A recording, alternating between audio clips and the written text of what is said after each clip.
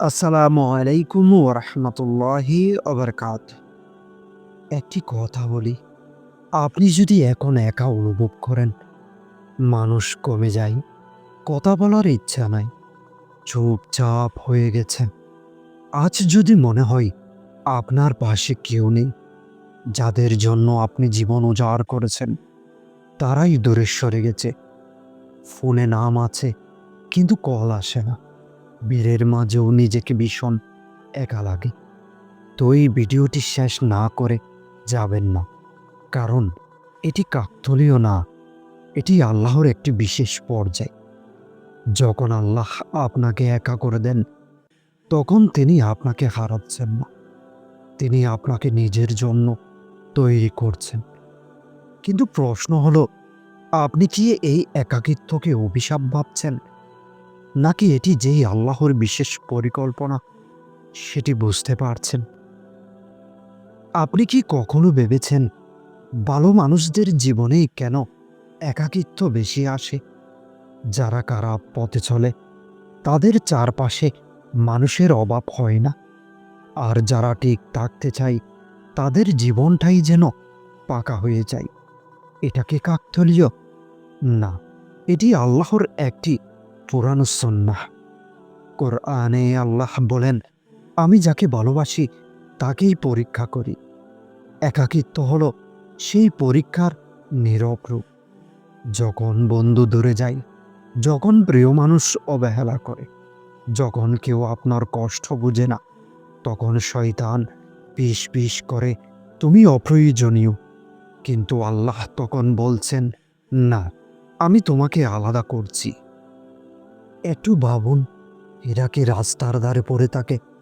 না, গভীর কোণের ভেতর চাপা থাকে। একাকিত্ব হলো সেই কোণই। আপনি কি লক্ষ্য করেছেন, সবচেয়ে বড় সিদ্ধান্তগুলো আমরা একাই নিই, কারণ বীর কখনো সত্য বলে না। নীরবতা কেন আসে?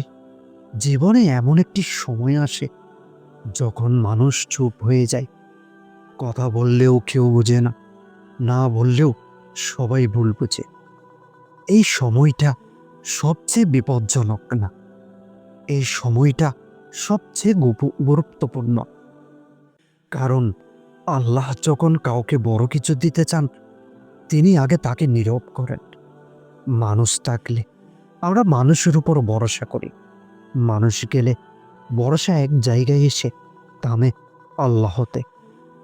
একাকিত্বে আপনি যা শিখবেন তা হাজারো উপদেশও শেখা যায় না। তখন আপনার দোয়া বদলে যায়, কান্না বদলে যায়, নামাজ বদলে যায়। আপনি আর বলেন না যে হে আল্লাহ এটা দাও, আপনি বলেন, হে আল্লাহ আমাকে বদলে দাও। এটাই আল্লাহ চান। আল্লাহ কেন আপনাকে একা করেন? শুধু মন দিয়ে আল্লাহ কখনো আপনাকে শাস্তি দিতে একা করেন না। তিনি একা করেন নির্ভরতা বদলাতে, মানুষ থেকে আল্লাহর দিকে ফেরাতে, ভেতরের শক্তিটা জাগাতে। মানুষ থাকলে আপনি মানুষের উপর ভরসা করেন, মানুষ সরে গেলে আপনি বাধ্য হন আল্লাহর দিকে তাকাতে। সোজা কথা বলি, আমরা অনেকেই মানুষ খুশি করতে করতে আল্লাহকে ভুলে যাই।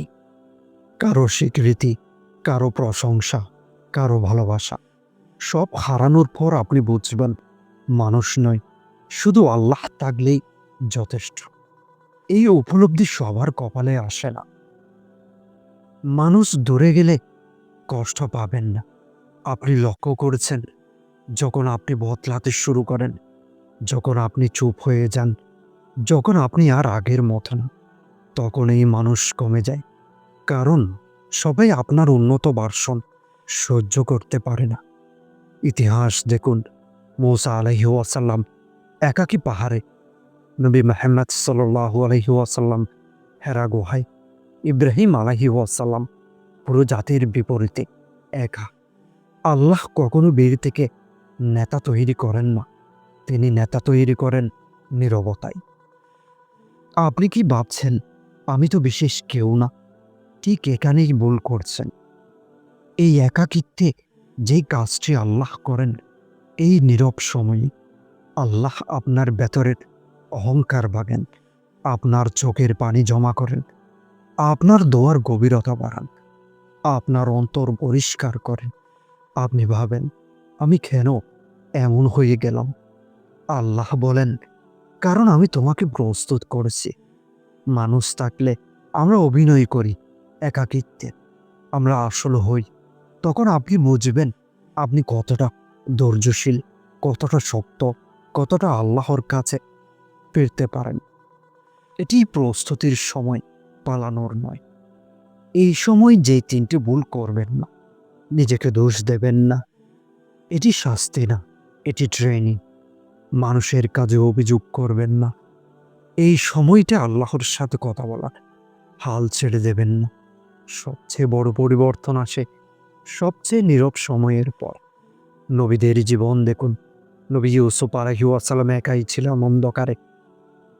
নবী মুহাম্মদুর রাসূলুল্লাহ সাল্লাল্লাহু আলাইহি ওয়াসাল্লাম একা ছিলেন গুহায়। ইউসুফ আলাইহিস সালাম একা ছিলেন কূপে। কিন্তু একাকিত্বই ছিল তাদের শক্তি। শেষ কথা, আজ আপনি একা, আজ আপনি চুপ, আজ মানুষ কম। কিন্তু মনে রাখবেন, আল্লাহ কাউকে একা করেন না ভেঙে ফেলার জন্য। তিনি একা করেন নিজের জন্য তৈরি করার জন্য। এই নীরব সময় শেষ হলে আপনি আগের মানুষ থাকবেন না। এখানেই ভবিষ্যৎ নির্ধারিত হয়। একাকিত্বে দুই ধরনের মানুষ হয়। একদল হতাশ হয়ে যায়, আর একদল আল্লাহর দিকে ফিরে যায়। আপনি যদি দ্বিতীয় দলে পড়েন, আপনার দোয়া গভীর হবে, আপনার সিদ্ধান্ত পরিষ্কার হবে, আপনার জীবন হঠাৎ দিক পাল্টাবে। অনেক সময় আপনি নিজেও বুঝবেন না, কিন্তু আল্লাহ দরজা খুলে দেবেন। এমন দরজা যেটি আপনি কখনো কল্পনাও করেননি। কিন্তু শুনুন, এই সময়টা নষ্ট করলে এর চেয়ে বড় ক্ষতি আর নেই। একাকিত্ব চিরস্থায়ী নয়, এটি একটি সংক্ষিপ্ত সুযোগ। এখন যদি আল্লাহকে ধরেন, জীবন বদলাবে না, ধরলে শুধু কষ্টটাই থেকে যাবে। যদি আজ এই কথাগুলো আপনার বুকে ভেতরে লাগে, তাহলে বুঝবেন আল্লাহ এখনো আপনার উপর কাজ করছেন। এখন শেষ করার আগে একটি ভয়ঙ্কর সত্য বলে, যদি আপনার জীবনে এই তিনটি নিদর্শন দেখা দিতে শুরু করে, মানুষ দূরে সরে যাচ্ছে, দুনিয়ার জিনিসে মন বসে না, ইবাদত হঠাৎ টান অনুভব করছে, তাহলে বুঝবেন আল্লাহ আপনাকে সাধারণ বান্দা হিসেবে রাখছেন না। কিন্তু প্রশ্ন হলো, এই প্রস্তুতির পর আল্লাহ আপনাকে কি দিতে চলেছেন, সেটি আমি বলবো পরবর্তী ভিডিওটিতে। তাই চোখ রাখুন, নিজেকে প্রস্তুত করুন, আর মনে রাখবেন, যখন আল্লাহ আপনাকে একা করেন, তখন তিনি আপনাকে নিজের জন্য তৈরি করেন।